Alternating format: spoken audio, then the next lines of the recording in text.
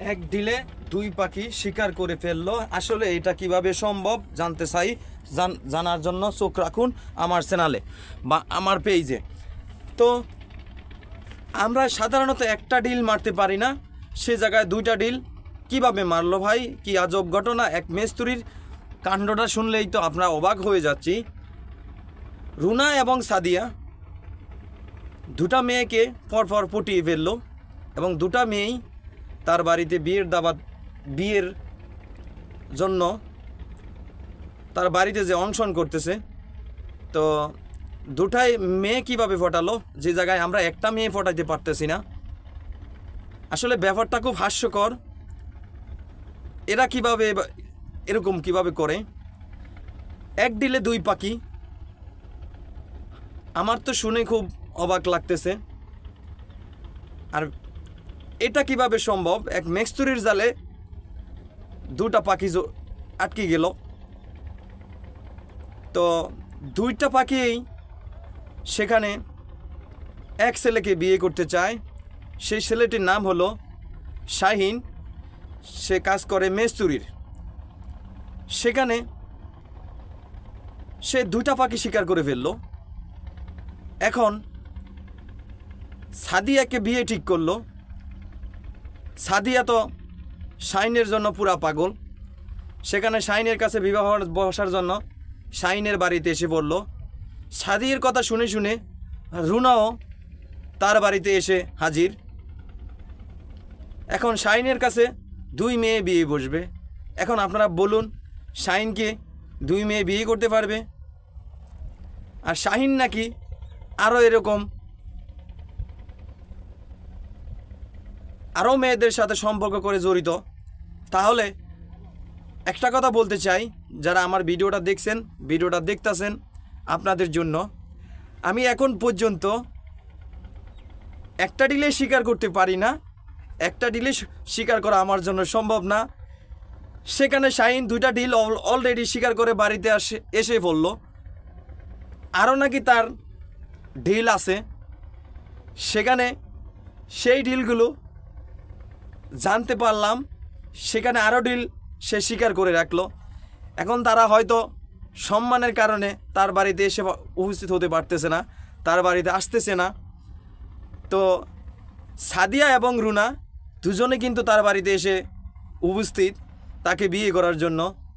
এখন আমার প্রশ্ন হলো, এটা কিভাবে সম্ভব? এটা কিভাবে সম্ভব করলো শাহিন? আর শাহিন এটা কি কাম ঘটলো?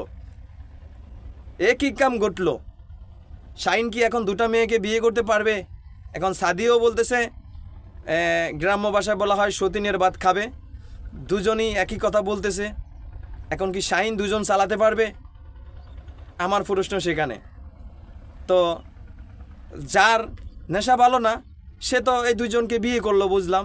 সে তো আরও এরকম করে আরও মেয়েদের সাথে সম্পর্ক করবে, সে সেখানেও করে আরও মেয়েদেরকে পটাবে। তো ভবিষ্যৎ তার কেমন হবে?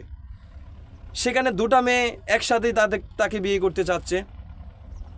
আমি তো ব্যাপারটা নিয়ে খুবই হাস্যকর। আরেকটা ব্যাপার দেখলাম, কুমিল্লার মেয়ে ভোলার ছেলে ভুলভাল ফাটিয়ে বিয়ে করে ফেলল। এখন ভোলা যে তরুণী কান্নাকাটি করতেছে, তার বাড়িতে যে তাকে খুঁজতেছে, বিয়ের দাবিতে তাকে বিয়ে করেছে, তাকে স্বামী খুঁজতেছে। আসলে একটা জিনিস খুব হাস্যকর লাগতেছে, আমরা এখনও একটা মেয়ে ফোটাতে পারতেছি না। এরা কিভাবে সম্ভব, কিভাবে করতেছে, কিভাবে ফটিয়ে ফেলতেছে? এখন পর্যন্ত আমি একটা মেয়ে ফোটাতে পারলাম না। সেখানে শাহিন দুটা মেয়ে ফটাইয়ে সাদিয়া এবং রুনাকে ফটিয়ে এখন রুনা এবং সাদিয়া তার বাড়িতে যে উঠে বিয়ের দাবিতে বসে রইল। এখন গার্ডিয়ানরা বলতেছে শাহিন তো এরকম আরও করতেছে, তখন তাদেরকেও কি করবে? এখন আমার প্রশ্ন হলো, আমরা যারা ছেলেরা আছি, এভাবে কিন্তু এগুলা করা আসলেই ঠিক না। এগুলো আপনারা করতে যাবেন না। বিয়ে যদি করার ইচ্ছে থাকে একজনকেই করুন, একটা মেয়ের সাথে সম্পর্ক করুন। সেখানে একাধিক মেয়েদের সাথে সম্পর্ক করা আমার মতে ঠিক না। একাধিক মেয়েদেরকে সম্পর্ক করে বাজে ফেলে তাদেরকে এভাবে নষ্ট করা ঠিক না, তাদেরকে আশা দিয়ে নষ্ট করা ঠিক না। আপনারা এই কাজটা করতে যান কেন? এই কাজটা কখনোই করবেন না। আপনারাও চিন্তা করবেন, ভবিষ্যতে আপনিও বিয়ে করবেন, আপনিও বিয়ে করতে হবে, আপনারও সেখানে আল্লাহ পাক একটা বাচ্চা দিতে পারে, একটা মেয়ে দিতে পারে, আপনার মেয়ের উপরে এরকম বিপদ আসতে পারে।